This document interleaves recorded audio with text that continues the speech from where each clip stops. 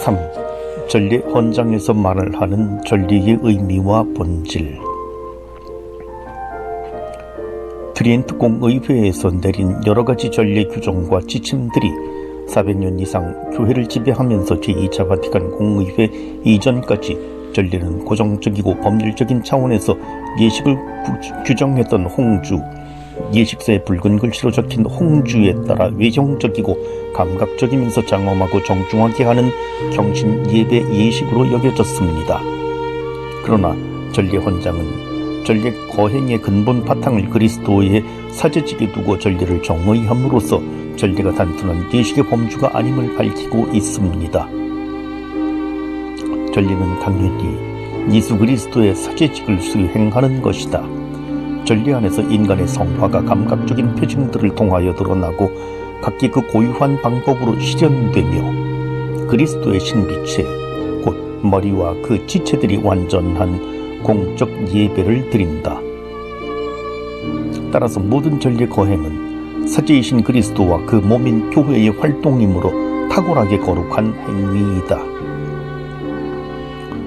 그 효과는 교회의 다른 어떠한 행위와 같은 정도로 비교될 수 없다. 이처럼 전례 헌장에서는 전례를 그 안에 현존하시는 그리스도께서 당신 구원 업적을 실현하는 순간으로 이해함으로써 교회의 활동이 지향하는 정점이며 동시에 거기에서 교회의 모든 힘이 흘러나오는 원천이라고 밝히고 교회 생활에서 차지하는 전례의 중요성을 강조하고 있습니다.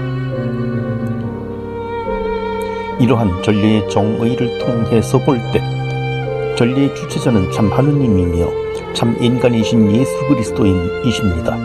그분은 참으로 인간으로서 인류를 대표해서 하느님께 예비와 흠숭을 드리고 또 참 하느님으로서 구원 은총을 당신의 백성에게 전해주시는 것입니다.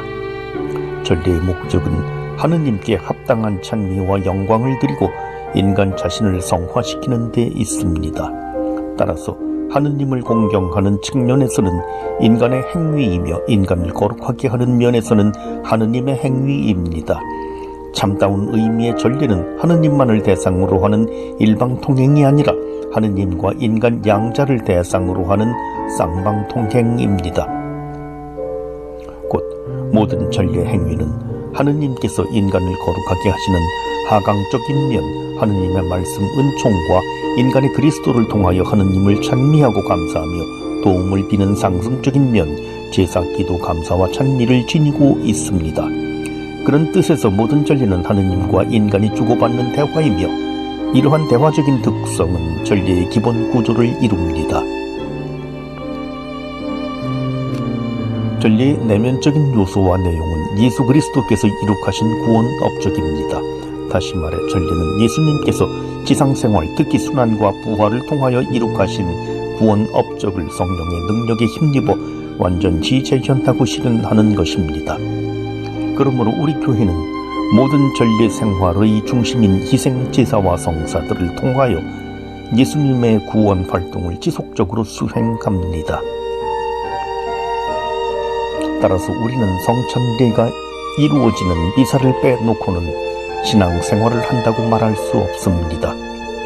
전례의 내면적 요소가 예수님께서 이룩하신 구원 업적이지만 이 구원 업적을 현실적 사실로 실현시키는 것은 말이나 동작, 사물 등과 같이 인간 사회에서 사용하고 통용되는 감각적 표지들입니다. 그런 면에서 전례는 보이지 않는 하느님의 은총을 드러내 보여주는 7가지 성사와 직결되어 있습니다. 따라서 우리는 전례에 참여하면서 그 안에서 들려지고 보여지는 말씀과 행위를 귀담아 듣고 주의 깊게 보아야 합니다. 모든 전례 행위는 교회의 공적인 행위로서 교회의 몸 전체에 관련되고 그 몸을 드러내며 그것에 영향을 끼칩니다. 우리 각자는 그 몸에 딸린 지체로서 맡은 직무를 충실히 수행해야 합니다. 제대로 알지 못하면 형식적으로 흐르고 맙니다. 전례는 교회의 행위이기에 그리스도의 직무를 대리하는 주교를 중심으로 그를 보좌하는 사제, 부제 등 성직자의 지도와 주관하에 거행되어야 합니다. 모든 평신도는 세례를 통해 그리스도의 사제직에 참여했기에 전례에 참여할 권리와 의무를 지닙니다. 또한 전례는 공적 특성이 있기에 가능하면 공동체를 이루어 거행하는 것이 원칙입니다.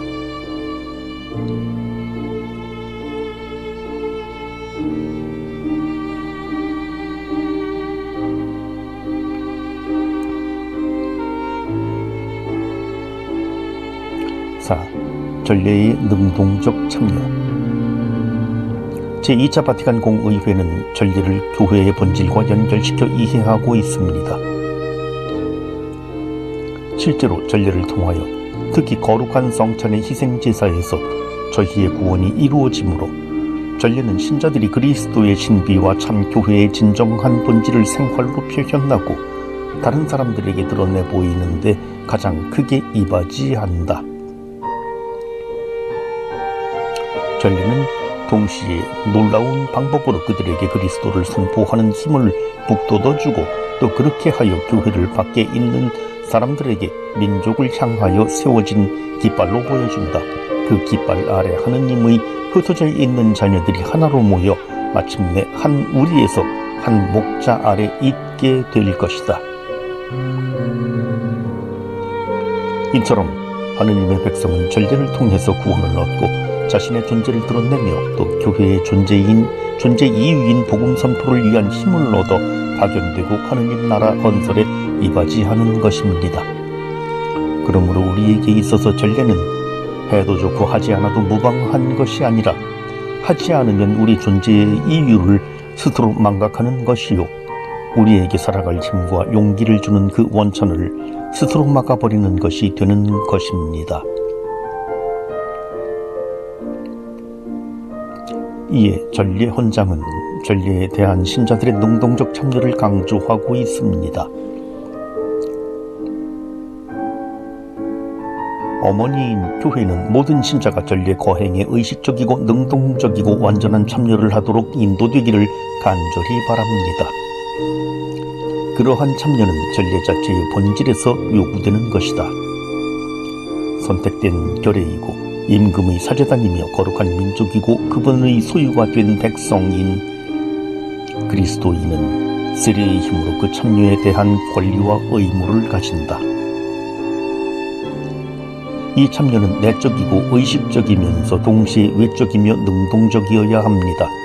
모든 하느님의 백성은 전례를 통해 그리스도와 함께 하느님께 참된 예배를 드리고 구원 은총을 받아 누릴 수 있도록 마음을 열어야 합니다.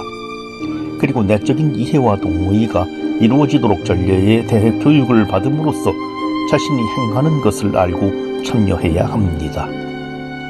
이러한 내적 준비를 제대로 한 다음에 전례에 참여하여 전례에서 요구되는 응답과 기도, 성가, 그리고 동작이나 자세 같은 외적인 것들도 능동적으로 행함으로써 인격체 전체가 전례에 참여해야 합니다. 모든 하느님의 백성이 전례에 능동적으로 참여해야 하지만 이 참여는 위계적 구조를 이루어야 합니다. 교회의 구성원들은 전례 거행에 있어서 예식의 성격과 규범에 따라 자기에게 맡겨진 일들을 해야만 합니다. 곧 성직자는 성직자의 임무를, 목사나 독서자, 해설자와 성가대원 등은 전례 봉사자로서 자신들에게 맡겨진 직무를 수행해야 합니다. 그리고 신자들은 환호와 응답과 기도와 성가 그리고 제때에 지켜야 하는 거룩한 침묵 등으로 자신의 역할을 수행하며 능동적으로 참여해야 합니다. 제2차 바티칸 공의회가 시작되고 50년이 흘렀지만 아직도 전례에 능동적 참여를 촉구하는 전례 헌장의 가르침이 제대로 실천되고 있지 못한 듯합니다. 준비 없는 전례 참여, 전례 봉사를 꺼리는 태도, 입을 다문 채 구경꾼인 듯 임하는 태도, 전례 중에 개인적인 기도를 하거나 주보를 뒤적이는 행동들, 지켜지지 않는 거룩한 침묵, 이 모든 것들이 능동적 참여가 이루어지지 않고 있는 모습들이라 하겠습니다. 우리가 잘 준비된 자세로 전례에 능동적으로 참여할 때 전례 거행과 하느님께 드리는 참다운 예배의 의미를 이해하게 됩니다. 또한 능동적 참여는 교회가 우리의 기도를 삶으로 실천하도록 해줄 뿐 아니라 우리 모두를 위해 그리스도께서 얻어주신 영적인 보고를 이끌어내도록 해줍니다. 전례는 우리 신앙인의 정체성과 직결되어 있습니다. 그러므로 우리의 신앙생활이 쇄신되고 활기를 되찾을 수 있도록 새로운 결심으로 전례에 보다 적극적이고 능동적으로 참여해야 하겠습니다.